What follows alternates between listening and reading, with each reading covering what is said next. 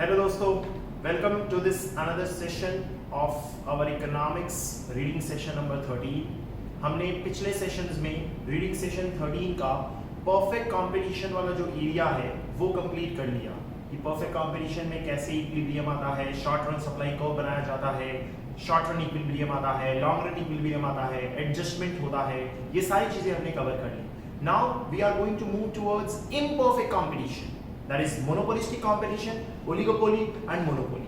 So before we start these three individually, it becomes important to again gain some background knowledge about how is equilibrium achieved in imperfect competition. जैसे मैंने आपको जब perfect competition के equilibriums पढ़ाए तो उसके पहले उसका एक बेसिक इक्विलिब्रियम का MRMC अप्रोच समझाया था।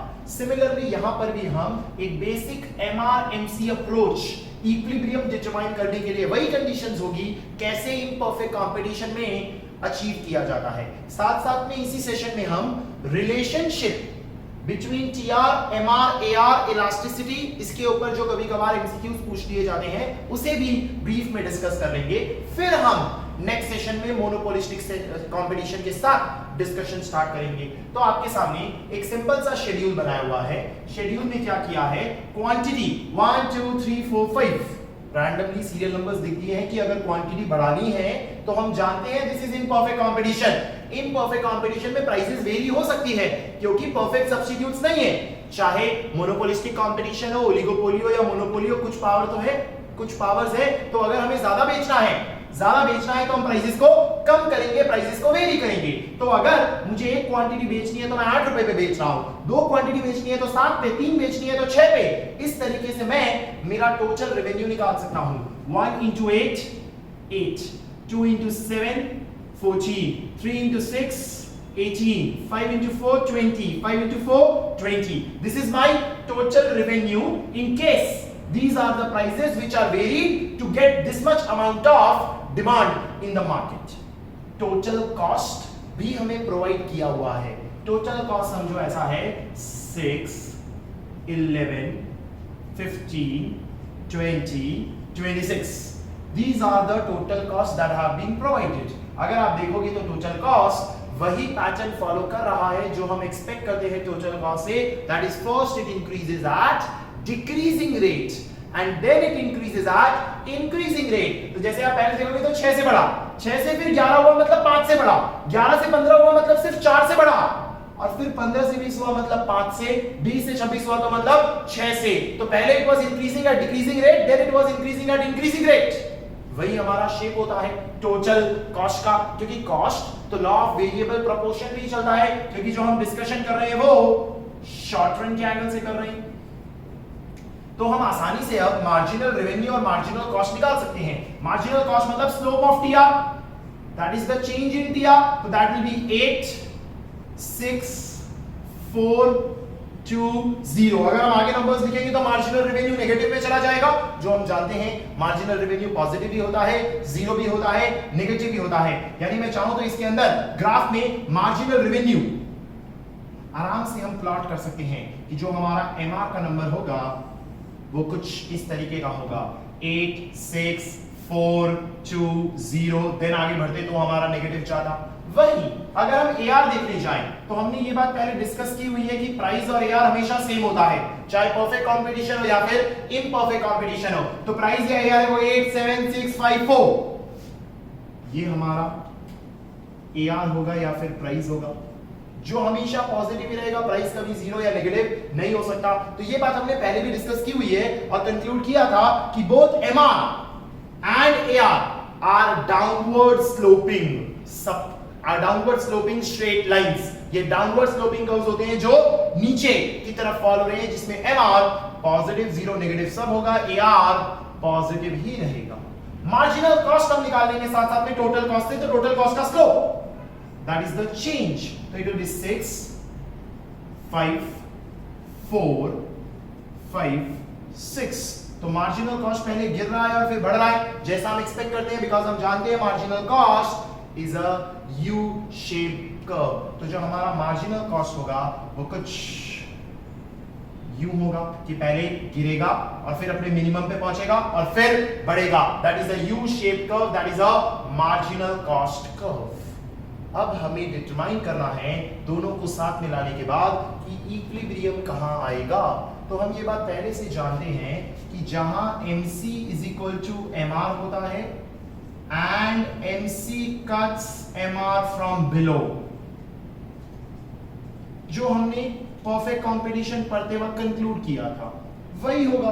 मार्केट टू मार्केट थोड़ी चेंज होगा, कॉन्सेप्ट तो वही का वही रहने वाला है, वहां इक्विलिब्रियम अचीव होगा। जैसे हम यहां देखने जाएं तो TR माइनस TC 2 का प्रॉफिट है, TR माइनस TC 3 का प्रॉफिट है, TR माइनस TC 3 का प्रॉफिट है, 20 माइनस 20 0 का प्रॉफिट है एंड 20 माइनस 26 6 का नुकसान है।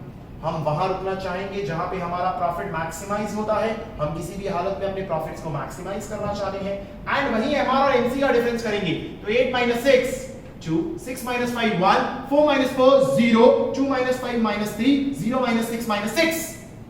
MC is equal to MR 0 है, यानी कि अगर मैं इसके आगे जाऊंगा तो जो प्रॉफिट मेरा मैक्सिमाइज हो रहा था वो वापस गिरने लगेगा, यानी कि मैं यहां रुक जाऊंगा। दिस इज माई इक्विलिब्रियम 3 की क्वांटिटी और 6 की प्राइस। तो हम अगर ग्राफ में देखने जाएं तो ग्राफ में जहां MC is equal to MR होगा वो हमारी क्वांटिटी होगी, wherever MC is equal to MR है। एंड प्राइस क्या होगा? प्राइस डिटरमाइन करने के लिए आपको ऊपर जाके प्राइस ढूंढना पड़ेगा कि इस प्राइस पे ये क्वांटिटी आएगी, क्योंकि प्राइस हमारा AR और P वाले कर्व पे होगा, जबकि इस पे तो सिर्फ MC is equal to MR है। यहां थोड़ी जाऊंगा मैं, यहां जाऊंगा तो प्राइस थोड़ी मिलेगा, यहां जाऊंगा तो MC मिलेगा। मुझे MC थोड़ी चाहिए, मुझे तो प्राइस चाहिए, तो दैट इज व्हाई मुझे ऊपर जाना पड़ेगा। यही चीज परफेक्ट कंपटीशन में बड़ी सिंपल हो जाती है, क्योंकि परफेक्ट कंपटीशन में क्या होता है कि आपका जो प्राइस है वही MR है वही AR, सब सेम ही है ना। तो जब मार्जिनल कॉस्ट होता है और आप कहते हो कि ये क्वांटिटी है तो बस सीधे ये प्राइस है, बात खत्म हो गई। लेकिन यहां जब आप क्वांटिटी ले रहे हो तो quantity MC is equal to MR से मिली तो प्राइस के लिए ऊपर जाना पड़ेगा और यहां से आपको प्राइस मिलेगी। This will be your price, जो कि इस केस में होगी 6 रुपए, and this will be your quantity, जो इस केस में होगी 3। जहां पे एक फर्म ऐसी सिचुएशन में अपने प्रॉफिट्स को मैक्सिमाइज करेगी। तो अब हम आगे जाके जब मोनोपोली स्टेक, मोनोपोली और ये सारे भी डिस्कशन करेंगे तब हमारे कुछ ऐसे ही ग्राफ्स बनेंगे हर बार, जहां MR और AR डाउनवर्ड स्लोपिंग होंगे, MC यू शेप होगा, जहां MC is equal to MR आएगा वो हमारा इक्विलिब्रियम होगा, और वहां से ऊपर जाके price is equal to AR पे जहां भी हमें इंटरसेक्शन मिल रहा होगा वो हमारा प्राइस होगा। इसी चीज से हम रिलेशनशिप भी डिफाइन करते हैं between TR, MR and AR। जो हमारा TR है वो हमने पहले भी बनाया है, कुछ इस तरीके का बनता है, इनवर्स यू शेप, क्योंकि अगर आप TR को देखोगे तो बढ़ता है स्लोली और फिर एक मैक्स पे पहुंचने के बाद गिरने लगता है, दैट इज व्हाई वो एक इनवर्स यू शेप बनता है। इसी में अगर हम बनाएंगे MR and AR that is price, तो हम इनके बीच में रिलेशनशिप डिफाइन कर पाएंगे। जहां पे TR अपने मैक्स पे होता है, टोटल रेवेन्यू अपने मैक्स पे होता है, वहां पे मार्जिनल रेवेन्यू 0 होती है। जहां पे टोटल रेवेन्यू मैक्स पे होता है, टोटल रेवेन्यू मैक्स पे होता है, वहां पे हमारी जो मार्जिनल रेवेन्यू है वो 0 होती है। So when it is at its maximum the marginal revenue is 0 always. तो एक बहुत बेसिक सा कंक्लूजन मिल गया कि TR मैक्स MR 0। आपको ऐसा याद आना चाहिए कि पिछले रीडिंग सेशन में हमने जब इलास्टिसिटी ऑफ डिमांड पढ़ा था तब एक कंक्लूजन और बनाया था कि जो इलास्टिसिटी है वो जो हमारा डिमांड कर्व था, उस डिमांड कर्व में ऊपर वाले पोर्शन में इलास्टिसिटी हाई थी, नीचे वाले पोर्शन में इलास्टिसिटी लो थी और बीच वाले पोजीशन में इलास्टिसिटी 1 थी। ऐसा हमने एक सिंपल सा क्वेश्चन किया था, आप देखना पीछे जाके रिवाइज करना। 4.5 पे 45, यहां 8 पे 10 और यहां 1 पे 80। तो ये जो बीच वाला पॉइंट था ये हमारा इलास्टिसिटी 1 था, यहां इलास्टिसिटी मोर देन 1 था, यहां इलास्टिसिटी लेस देन 1 था। ऐसा हमने कुछ बनाया था।